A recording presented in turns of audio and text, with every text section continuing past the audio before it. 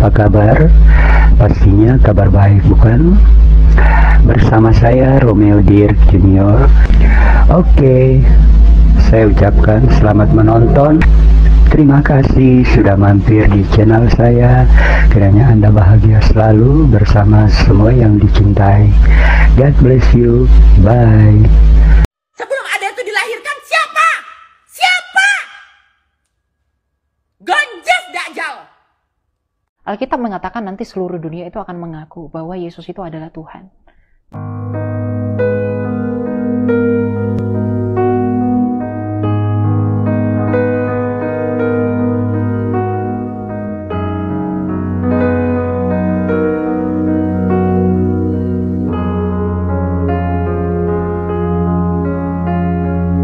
Sebenarnya entok tidak etis kalau harus men-share video tersebut, ya, video sebelah. Karena apa? Si Richardnya lagi pansos karena dia podcast tapi meletakkan produknya di meja, berarti sambil jualan. Satu.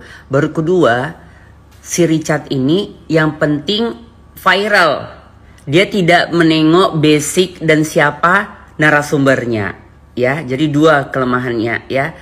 Jualan sambil podcast. Kedua, mencari narasumber yang belum tahu latar belakang sesungguhnya. Yang ketiga, karena dia memakai kata-kata, ada juga di situ katanya umat Islam, ya. Berarti dia mengajak dong umat Islam untuk berkomentar. Nah, entok umat Islam, makanya entok share video tersebut. Baru yang paling utama, sebelum entok panjang lebar membahas video si Richard tersebut sama perempuan Gonjes ini, ya, entok harus berkata, Dajjal itu bisa berubah wujud dalam bentuk apa saja. Aku tertarik, keberatan nggak kalau ngebahas tentang histori transgendernya? Nggak apa-apa, nggak apa-apa. Oke, sejak kapan kepikiran untuk maksudnya gini, transgender itu historinya gimana? Di mana? Kapan? Terus apa aja ketika itu yang dialami? Jadi Beb, kalau khususnya untuk diri aku ya, aku tidak menghakimi transgender yang lain. Mohon maaf ya, saudara-saudaraku. Jadi khusus untuk Ratu Entok itu, untuk menjadi trans itu aku ada dua tahap gitu. Jadi nggak segampang orang pergi ke Thailand, karena kalau di Thailand itu jadi transgender kayak bong teh alat, tetep buang gitu. Jadi kalau Entok kan memang pengerjaannya di Indonesia, perdana dan pelopor se-Indonesia. Baru dilakukan di Indonesia, khususnya Entok berdomisili di Medan itu ya baru Entok. Jadi memang programnya, prosesnya panjang banget. Dan aku baru melakukan tuntas memang pure, memang jadi lengkap semua kelamin perempuan itu sama aku itu di tahap yang semalam, yang aku semalam opnami sampai 1 mingguan. Yang baru-baru ini? Ya. Artinya dari tahap awal sampai sekarang berapa itu, lama? Hampir berapa tahun ya? Aku sama papanya 6 tahunan berarti. 6 tahunan? 6 tahunan. Wow. Karena memang kita harus ngilangkan trauma dulu, mengumpulkan biaya dulu. Baru kedua, sebenarnya apa sih, udahlah yang penting udah ada lubang kan gitu ya. Cuman kan kita ternyata nggak bisa seperti itu gitu. Apalagi kita mau menggugat ke pengadilan, memang harus ada bedah yang memang menyatakan iya dia perempuan gitu. Tidak hanya sekedar buang batang jadi perempuan, tidak seperti itu. Itu di Medan, semuanya dilakukan di Medan atau di Jakarta? Di Indonesia dulu. Kita memang ada rujukan Jakarta, Jakarta dulu. Nggak segampang itu, Beb. Ada duit pun di Medan nggak bisa seperti itu, karena dokternya memang harus dipanggil dulu, disidak dulu ke Jakarta, segala macam prosesnya banyak. Boleh cerita nggak sih proses awal pertama itu seperti apa? Kan 6 tahun nih. Untuk merubahnya. Iya. Ke 6 tahun perjalanannya. Pastinya kita tes kejiwaan dulu.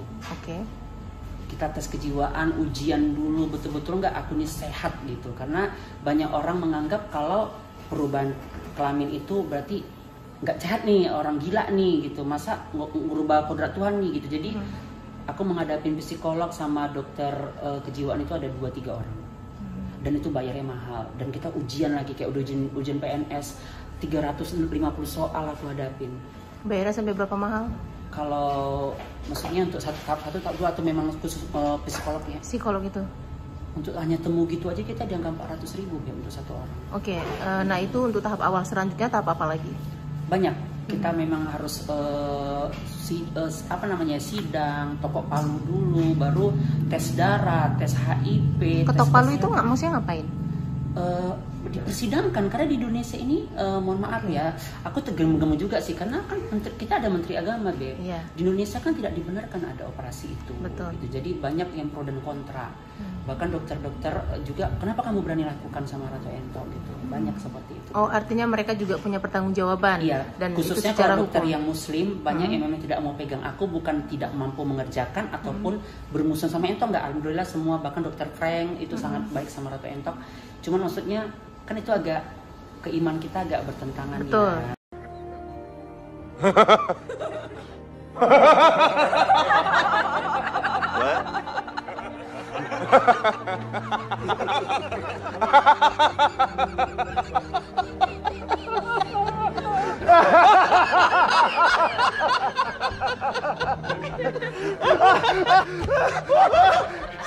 Crash, great. Aku tidak peduli kalian mau bertuhankan siapa, mau bertuhankan Gundurwo pun berkali-kali aku bilang silahkan. Nah, karena kau mempertegas tadi dibicara kau wanita Gonjes, kalau orang Islam selalu menyamakan Yesus itu dengan Nabi Isa. Oke, berbeda. Tuhanmu adalah Yesus, Nabi Isa kami adalah Nabi Isa kami. Oke, fine kita di situ. Sekarang kau harus menjawab siapa yang dilahirkan, siapa yang dilahirkan, yang ditetein, yang disusuin, yang berak, yang dikandung, ya, apalagi yang kencing, yang menghisap pentil dari seorang Bunda Maria. Siapa? Coba jawab. Siapa? Siapa yang terberak, yang oek, ya, yang ngisap pentil, minum susu, ya, yang terkencing, yang dibedongi, ya, yang dipretkan dari kemaluan seorang perempuan namanya Maria ataupun Maryam. Siapa? Coba jawab. Jadi kadang-kadang orang bodoh, dakjal, dia menjelma jadi seolah-olah kayaknya wanita santun, wanita yang pintar, wanita yang berbicara dengan penuh attitude. Coba dia dudukkan, jangan sama Entok ya. Kalau Entok mungkin ya karena orang pendosa, kalian nggak akan pernah menganggap bicaraku benar. Dudukkan Ustadz Somad, dudukkan si perempuan Gonjes, dan buka sejarah. Katanya dia jangan menarik dari sisi filosofi, jangan dari ini. Tapi sejarah, tutup kitab, tapi buka sejarah. Sejarah itu tidak akan pernah bisa tertutup. Oke, dudukkan Ustadz Somad, dudukkan si perempuan Gonjes, buka sejarah sesungguhnya. Siapa yang ditetein? Siapa yang terberak? Siapa yang mengisap pentil, ya? Siapa yang disusui? Siapa yang dibedongi? Siapa yang dioekkan? Coba, coba.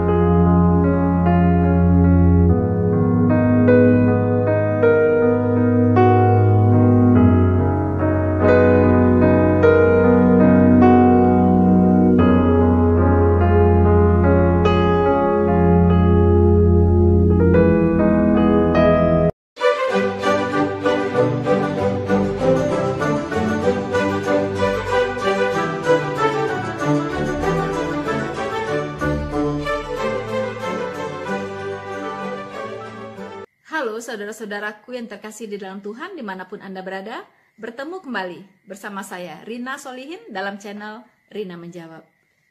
Teman-temanku yang terkasih di dalam Tuhan, bagaimana kabar Anda hari ini?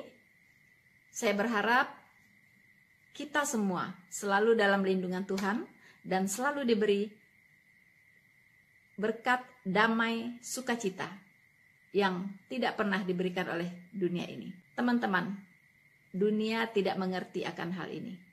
Mereka menganggap ini adalah sebuah kebodohan. Bukankah untuk menyelamatkan umat manusia tidak perlu repot-repot untuk mati di tiang salib? Tidak perlu repot-repot Allah datang ke dunia ini menjadi manusia. Cukup ampuni saja, selesai. Ya, karena Tuhan yang Maha Kuasa itu Maha Pengampun, kemudian berkuasa ya untuk melakukan segala apapun dan Dia Maha Pengasih, Maha Penyayang, Dia cukup mengampuni saja, selesai. No way, teman-teman. Tidak bisa. Mengapa tidak bisa, teman-teman? Karena upah dosa adalah maut. Dosa hanya bisa diselesaikan melalui penghukuman. Semua manusia sudah berdosa dan sudah kehilangan kemuliaan Allah. Dan seharusnya manusia ini semuanya nyemplung ke neraka karena dosa-dosa mereka. Karena setetes dosa pun cukup membawa kita ke neraka. Karena sorga, tempat yang maha kudus, itu tidak bisa dihampiri oleh setetes dosa pun. Harus absolut kudus, total kudus. Itulah orang-orang yang bisa menghampiri sorga, teman-teman. Jadi tidak ada, ya, dengan kondisi sebagai orang berdosa, walaupun hanya 0,01 gram dosanya, tidak bisa, ya, tidak bisa. Karena di Alkitab jelas tertulis bahwa semua yang najis itu tidak bisa masuk ke dalam kerajaan sorga. Tidak ada yang bisa kita ungkapkan sebagai ucapan syukur kita kepada Tuhan atas kasih anugerah Tuhan yang begitu besar kepada kita semua, yaitu Dia sudah mengasihi kita terlebih dahulu di saat kita masih berdosa. Tuhan sudah menetapkan bahwa upah dosa adalah maut. Tidak ada cara penyelesaian dosa. Tidak ada cara lain, teman-teman, kecuali yang ditetapkan oleh Tuhan. Satu-satunya cara adalah dosa harus dihukum. Dosa harus dihukum. Tapi Allah sangat mengasihi kita. Dia tidak mau, Dia tidak tega untuk menghukum semua umat manusia ini di neraka, teman-teman. Tuhan mau tidak seorang pun yang binasa. Tuhan mau semua manusia ini diselamatkan. Tuhan mau semua manusia ini masuk ke dalam kerajaan sorga.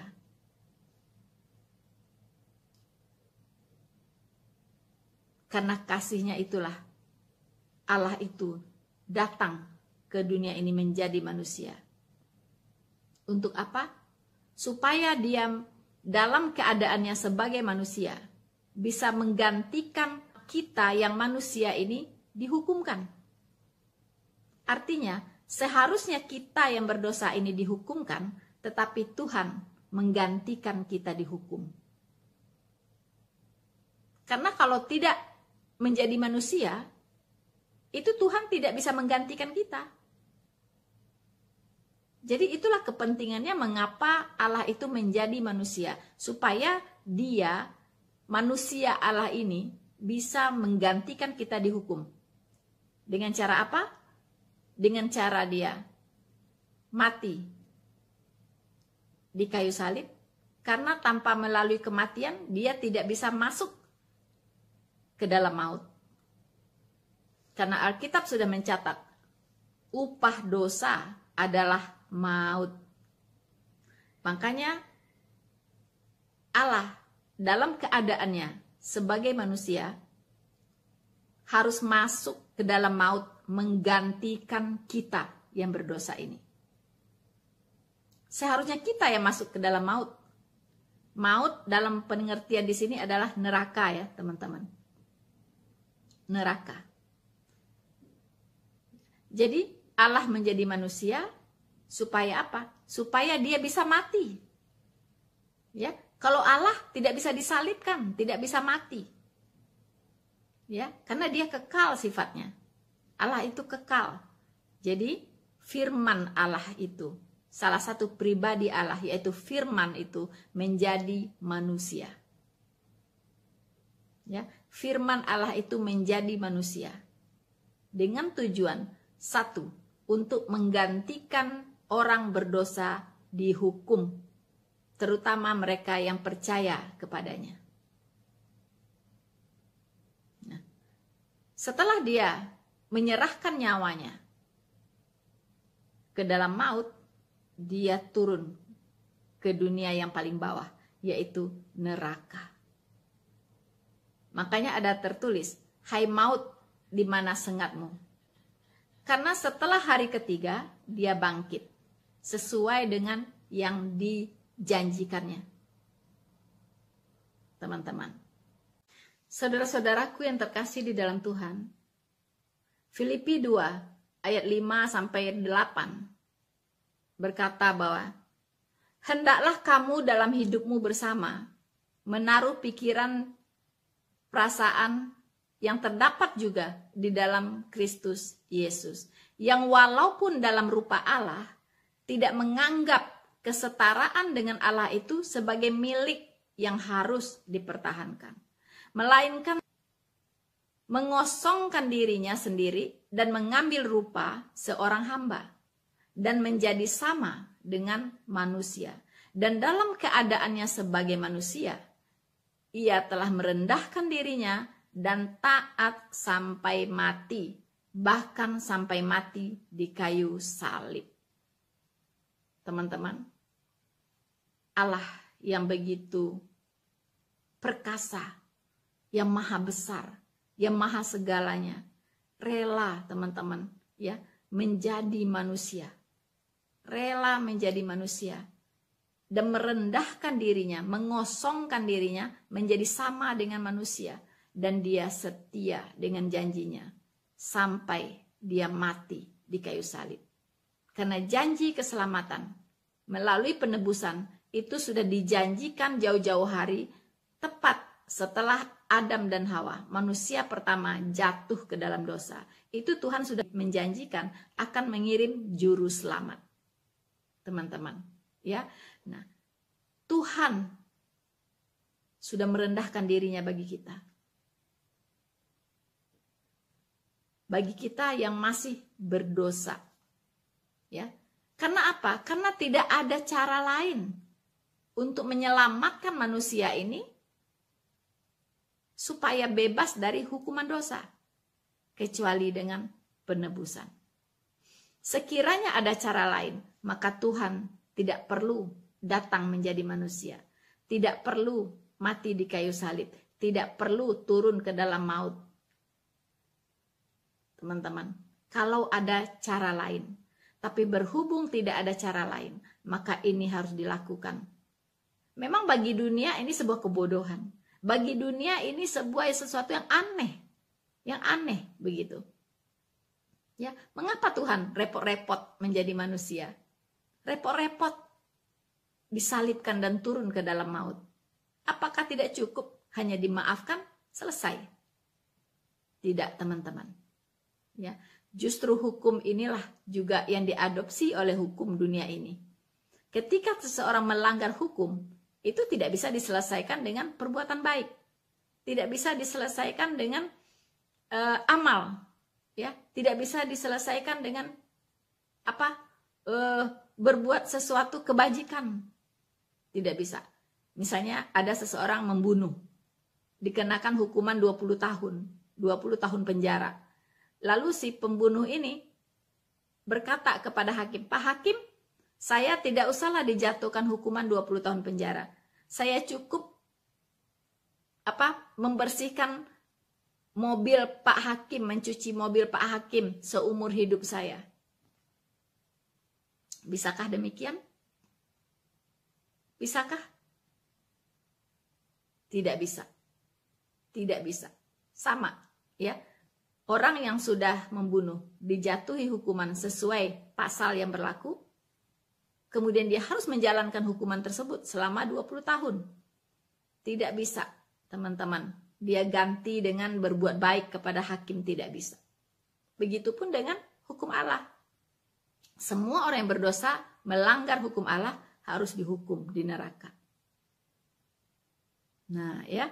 Nah, kita lihat Tuhan begitu punya keinginan besar, ya. Begitu besar kasihnya terhadap kita.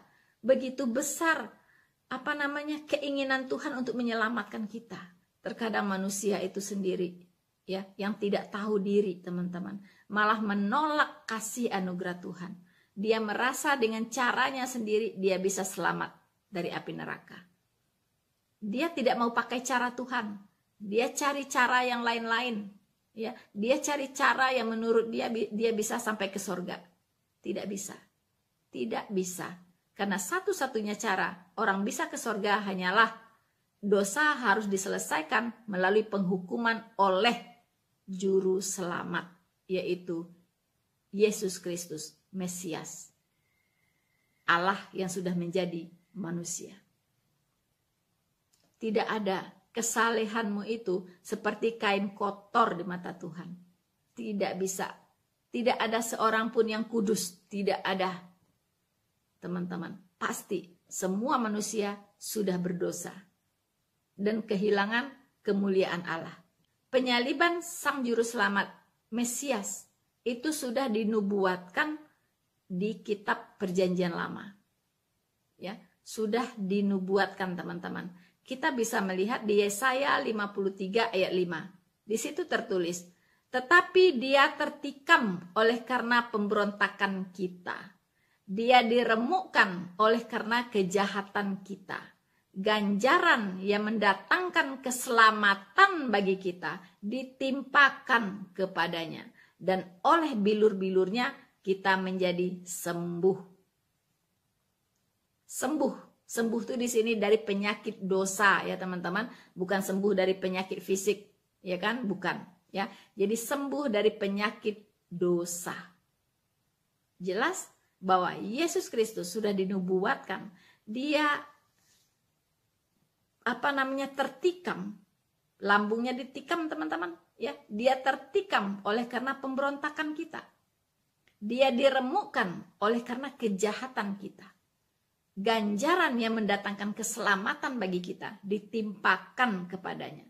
Dan oleh bilu-bilurnya kita menjadi sembuh. Ini sudah dinubuatkan, teman-teman, 700 tahun sebelum digenapi oleh kematian Yesus Kristus di kayu salib. Ya, jadi tidak bisa dibantah, teman-teman.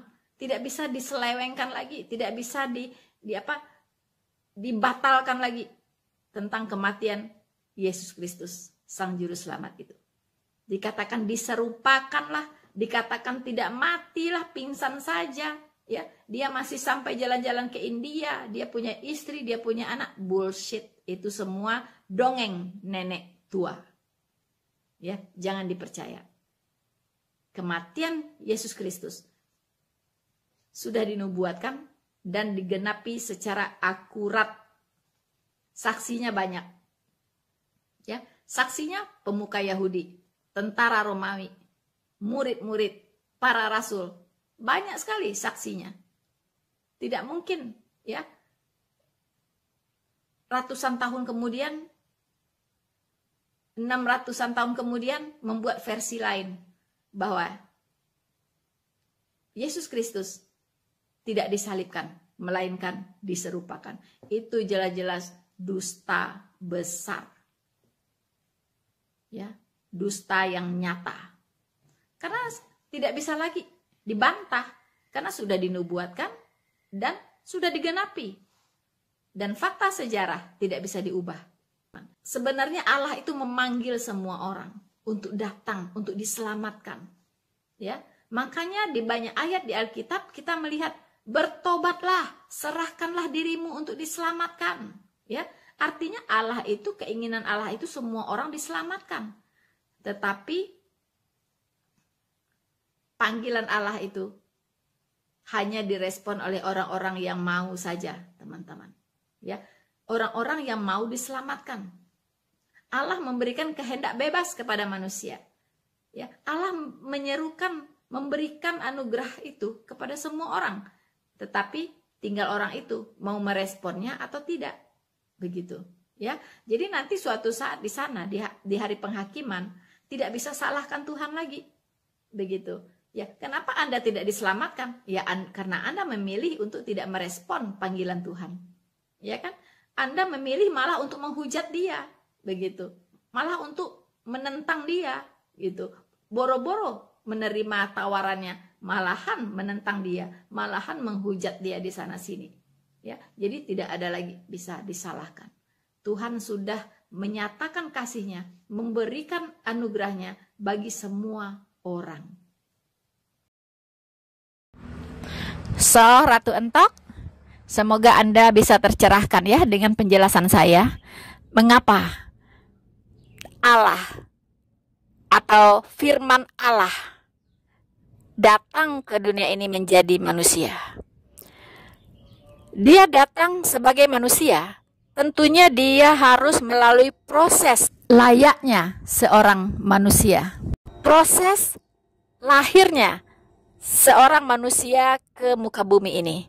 Tentunya melalui proses kehamilan, kemudian proses persalinan, dan dilahirkan dari rahim seorang perempuan. Tetapi bedanya dengan Anda, kalau Ratu Entok itu dilahirkan sebagai manusia hasil dari hubungan badan, ya, hubungan seksual antara ayah dan ibunya Ratu Entok. Tetapi Tuhan Yesus terlahir ke dunia ini tidak melalui hubungan seksual, tetapi dari Roh Kudus yang langsung ditiupkan ke dalam rahim Maria yang masih perawan. Jadi seorang perawan suci. Mengapa harus ke rahim seorang perawan suci? Karena Allah itu maha suci. Allah datang menjadi manusia itu tidak kehilangan sifat-sifat keilahiannya. Pertama, dia datang melalui proses yang tidak tersentuh oleh dosa. Ya, yaitu proses yang suci. Dia dikandung oleh seorang wanita yang suci yang belum pernah disentuh oleh laki-laki manapun, seorang perawan Maria. Kemudian, sebagai manusia, Yesus Kristus tidak tersentuh dosa. Bahkan, Yesus Kristus berkuasa mengampuni dosa. Itulah bedanya manusia biasa seperti Ratu Entok dengan Yesus Kristus Tuhan. Ya, Ratu Entok menyadari bahwa dia adalah orang berdosa. Seharusnya sebagai orang berdosa, Anda harus datang kepada Sang Juru Selamat, yaitu Yesus Kristus, supaya Anda bisa terbebas dari hukuman dosa itu. Bukannya Anda menghujatnya seperti sekarang ini. Tapi saat Tuhan menjadi sama seperti penciptaannya, sama seperti yang diciptakannya, berarti dia bukan Tuhan. Dia harus berbeda. Kalau sama, bos sama pembantu, berarti dia sama juga. Berarti dia bukan bos. Harus ada bedanya. Harus berbeda. Tidak boleh menyerupai. Yang boleh menyerupai itu adalah para malaikat, ya, para jin. Harap Anda tahu, Ratu Entok, Tuhan Yesus itu adalah Allah Sang Pencipta. Ya, dia adalah Allah Sang Pencipta langit dan bumi dan segala isinya. Jelas tertulis di Alkitab. Segala sesuatu dijadikan oleh Dia. Tanpa Dia tidak ada segala sesuatu. Termasuk Anda, Ratu Entok, itu diciptakan oleh Tuhan Yesus. Tapi saya khawatir ketika Anda nanti bertemu dengan Tuhan Yesus di penghakiman, itu Dia tidak mengenal Anda, Ratu Entok, ya, karena Anda diciptakannya dulu sebagai laki-laki. Tahu-tahu bertemu dengan hakim yang agung itu, ya, tahu-tahu Anda perempuan. Itu yang saya khawatirkan. Kalau Elia, dia tidak mengubah apapun, ya. Tuhan Yesus menciptakan dia seperti itu, ya seperti itu. Dia tidak menentang Tuhan, dia tidak menghina ciptaan Tuhan, ya, sehingga dia tidak perlu mengubah suaranya yang diberikan seperti suara perempuan yang merdu, ya. Dia tidak perlu ubah menjadi suara lebah atau suara laki-laki, tidak perlu. Biarkan saja Elia seperti apa adanya dia diciptakan. Elia sangat mensyukuri ciptaan Tuhan. Ya, dia tidak menentang Tuhan, tapi dia sekarang menjadi pelayan Tuhan. Itu bedanya, Ratu Entok. Jadi, Ratu Entok, jangan kesurupan, jangan kejang-kejang seperti itu ya. Ya, nggak baik. Orang ngelihatnya juga serem gitu ya, sampai kejang-kejang kayak kesurupan gitu, genderwo ya. Jadi kalau memang mau diskusi, mau bertanya ya baik-baik aja gitu, nggak usah kejang-kejang, oke? Semoga Anda bisa memahami ini, Ratu Entok. Saya berdoa untuk Anda ya, semoga Anda mengenal kebenaran dan diselamatkan. Bersama saya Rina Solihin, Tuhan Yesus memberkati kita semua. Maranatha.